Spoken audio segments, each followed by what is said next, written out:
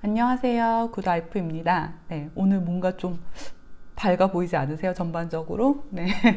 맨날 밤에만 영상을 찍다가 오늘 지금 주말인데 남편이 아이 데리고 놀이터에 가준 덕분에 네, 낮에 아주 밝은 대낮에 영상을 찍고 있습니다. 네, 확실히 좀 덜 피곤한 것 같아요. 오늘은 주말이라서 조금 또 가벼운 그러한 영상을 찍어보려고 해요. 제가 사법시험 2차를 치를 당시에 실제로 어떠한 필기구, 펜을 사용해서 시험에 응했는지 그 부분을 한번 얘기 드려 보도록 하려고 해요. 우선 결론부터 말씀드리자면 제가 실제 사법시험 2차를 치를 당시에 사용한 펜은 요 펜. 네. 화장품 리뷰할 때 많이들 사용하시던데 이거 한번 해보고 싶었어요. 네. 요 펜입니다. 네. 보이시나요? 네. 에너겔. 네.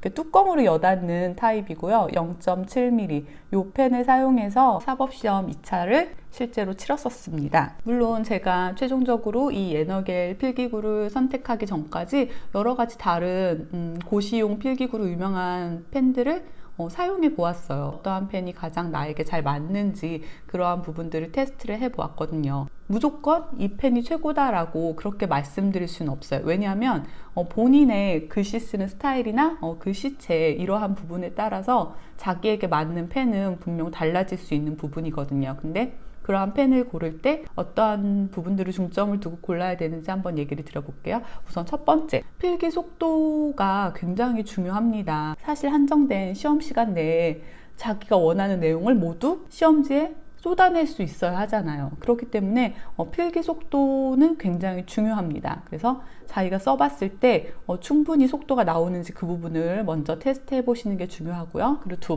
두 번째는 손목에 부담이 어느 정도 오는지 그 부분을 염두에 또 두고 고르셔야 돼요. 왜냐하면 시험 시간에 굉장히 몸이 긴장되어 있는 상태잖아요. 그런데 이게 사실 뭐 시험이 하루 만에 끝나는 시험이면 조금 낫긴 한데 사법시험 같은 경우는 4일에 거쳐서 시험을 봐야 됐기 때문에 첫날 무리해가지고 이렇게 글씨를 써버리면 잘못해서 이렇게 손목이 나가는 경우가 생겨요. 물론 아무리 좋은 필기구를 고른다고 해도 대부분 이틀째부터는 특히 여자 수험생분들 같은 경우에는 거의 여기 파스 붙이고 나타나시긴 하세요. 저도 그랬고. 최대한 손목에 부담이 덜 가는 필기구를 고르는 게 중요해요. 그리고 세 번째로 중요한 것은요. 가독성이에요. 가장 중요한 부분이라고 볼 수 있어요. 왜냐하면 사실 주관식 시험이라는 것은 결국에 제가 써서 시험지에 현출한 그 내용을 채점하는 교수님들이 봤을 때 얼마나 잘 읽히고 눈에 잘 들어오는지 그러한 부분이 굉장히 중요한 거잖아요. 그렇기 때문에 가독성 테스트를 꼭 해보셔야 돼요. 앞에 1번, 2번 말씀드린 글씨 속도 그리고 손목에 부담이 가는 정도 그러한 부분 때문에 어떠한 펜을 선택을 했다고 할지라도 그 펜이 만약 가독성이 떨어진다면 이 펜은 아쉽지만 실제 시험에서는 사용하기에 부적합한 필기구가 될 수밖에 없거든요. 본인의 글씨체에 맞는 그러한 필기구를 선택하셔서 가독성을 높이는 게 중요해요. 저 같은 경우에는 굉장히 글씨가 날림 글씨예요. 악필이에요. 말 그대로 악필. 제가 그냥 편하게 쓴 그런 글씨체 하나를 보여드리면 요런 거, 요거 보이시나요? 제 글씨체가 이 정도 악필이기 때문에 저는 굉장히 글씨를 날려서 일명 지렁이 글씨체를 쓰는 스타일이기 때문에 그러한 부분을 어느 정도 좀 잡아줄 필기구가 필요했거든요.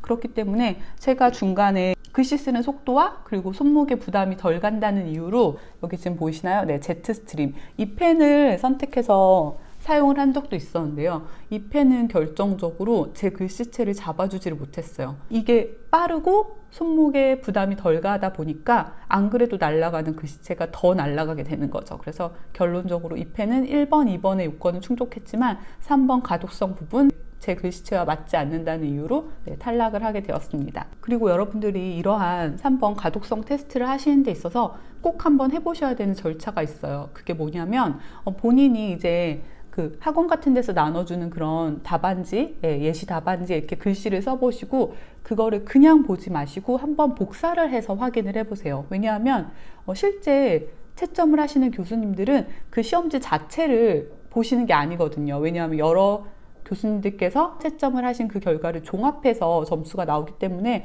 교수님들께 가는 여러분들의 시험 답안지는 복사가 되어 있는 그러한 답안지가 갈 수밖에 없거든요. 그렇기 때문에 여러분들도 필기구를 고르실 때 이러한 복사 테스트를 꼭 한번 해보셔야 한다고 생각해요.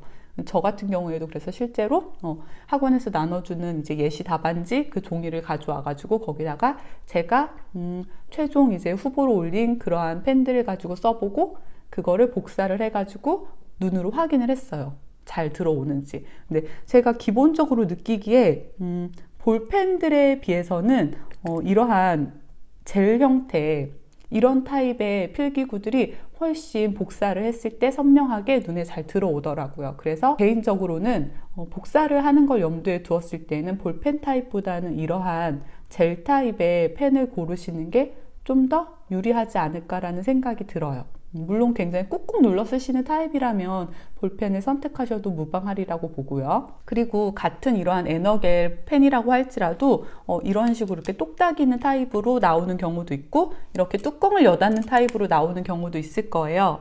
근데 처음에는 저도 이제 연습을 시작할 때는 이런 똑딱이는 타입의 에너겔을 사용을 했었는데 이렇게 뚜껑을 여닫는 타입으로 최종 결정을 했거든요.